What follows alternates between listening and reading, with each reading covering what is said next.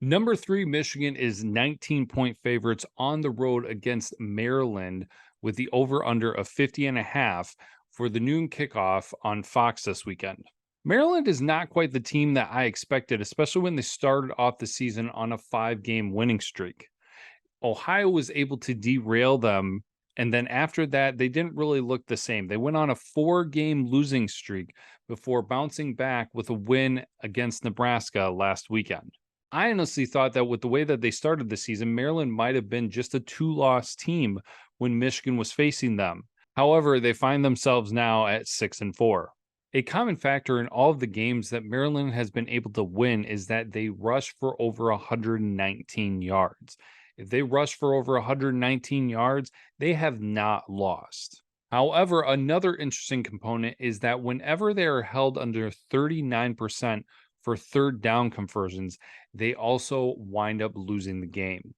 One other element to include is that they have 15 total turnovers as a team, and 9 of those have specifically come in their 4 games that they have lost. So their success can often weigh very heavily on if they can take care of the ball or not.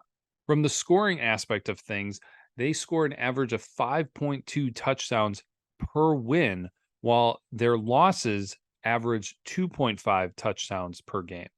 Basically, when their offense stalls out, their defense isn't able to hold on to their end, and the other team just basically pulls away throughout the entirety of the game. Interestingly enough, Tagovailoa doesn't really have a ton of rushing yards this season. He does have a good amount of rushing touchdowns, so he is much more active once they get into the red zone. But outside of that, he hasn't really been racking up a ton of yards. However, they will still have to be watching him a lot on defense, especially on those third and shorts or fourth down situations. This is Michigan's first chance at being the first team to make 1,000 program wins. A quick look back at last week's game for Michigan, it was only the third time that Michigan had more rushing yards than passing yards this season. The other 2 games were Bowling Green and Nebraska. So I fully anticipate that this game is going to be a little bit more even in the play calling, and so we will see much more passing from McCarthy through the entirety of the game. Can anticipate that Roman Wilson will be more involved, and I think he's going to have a fantastic game, score at least 1 touchdown as well. But also on the defense side of the ball, especially with an offense that struggles with turnovers, I think they're going to have a great afternoon as well.